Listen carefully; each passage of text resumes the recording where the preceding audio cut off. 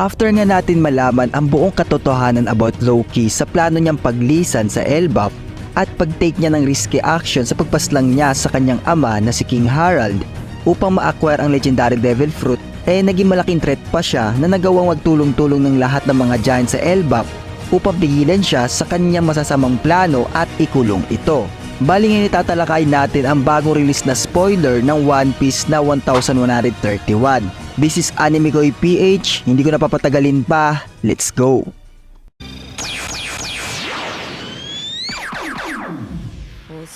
Nakita na malaking rope bridge sila Luffy na nakatulos sa kanila upang makapunta sa Giant Tree. Matapos kanilang lisanin ng Big Stein Castle, meron siyang narinig ng pagsigaw ng isang hayop sa ibaba ng tulay. Dahil nga sa curiosity, dali-dali niya itong pinuntahan. At dito nga mga kaibigan ay nakita niya ang dambuhalang giant na nakapalupot ang kadena sa buong katawan niya. Nagpakilala nga ang giant na siya si Loki. Nagproklima nga ito na siya mismo ang The Sun God na magbibigay nga daw ng dilubyo sa buong mundo.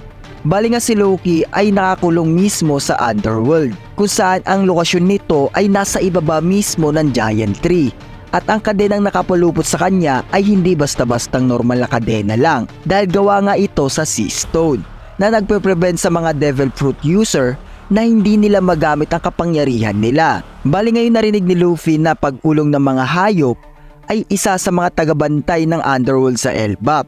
Nagpapatrolya nga ito para bantayan si Loki. Humiling nga ang Accursed Prince na si Loki para kay Luffy na palayain nga daw siya nito at magiging kapalit nga daw nito bilang pabuya pwede siyang humiling ng kahit sinong pirate crew ang gugustuhin niyang matalo. Kumbaga si Loki na ang bahala para pabagsakin sila. Then after that ay siningit ni Loki ang pangalan ni Shanks at tinawag niya nga ito na isang chicken. Matapos nga marinig ito ni Luffy, na-trigger siya at nag-transform into Gear 4. Hindi niya nga natiis yung pangbabastos ni Loki sa hinahangaan niyang pirate crew. So maybe itong pag-uusap ng dalawa ay magiging rason upang makalaya ang Accursed Prince dahil po pwedeng palayain ni Luffy si Loki upang hamunin ito sa isang paglalaban.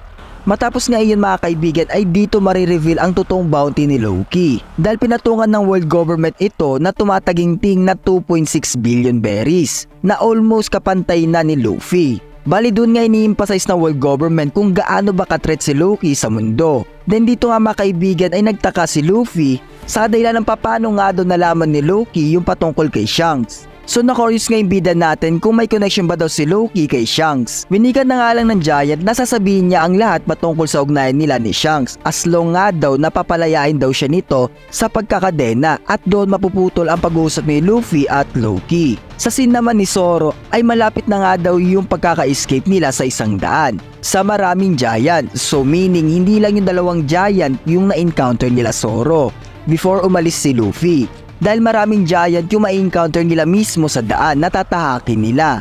After that ay dadako naman tayo sa POV ni Robin. Naghahanda na nga si Robin sa muli nilang pagkikita ni Saul. Humingi nga siya ng tulong kay Brook para gupitan siya at ibalik nga daw yung appearance ng buhok niya before time skip. At sa dulo ng kabanata nga mga kaibigan ay isang hindi inaasahan na trahedya dahil isang giant nga nagsusumigaw na sinabi na si Saul nga daw na kaibigan ni Robin ay bumagsak sa kinatatayuan nito. So hindi nga dito binigay yung specific reason kung ano nga ba yung dahilan kung bakit tumumba si Saul. Pwedeng kakagawan nga ito ng kapwa niya giants. At doon matatapos ang spoiler ng chapter 1131. Mainit-init nga spoiler na ito mga kaibigan dahil dito natin malalaman kung ano nga ba yung ugnayan ni Shanks kay Loki. May nagawa bang Raider Pirates kay Loki kung bakit ganito ito mangbastos sa kanilang captain? Then gagawin ba ni Luffy na palayain ng Accursed Prince knowing na meron itong intrusive thoughts ang ating bida at nagbibigay talaga siya ng freedom sa mga worthy opponent niya upang ma-challenge na rin siya at upang malaman na rin ang buong detalye. At ang magpapa-excite pa sa atin lalo ang muling pagkikita ni Robin at Saul. So ayun lang, wait lang kayo sa full chapter release natin dahil doon natin tatalakayin ang lahat at mayroong magbabago rin dito. Then no break po next week, so tuloy-tuloy ang release every week nito. Ayun lang, salamat. See ya in the next video.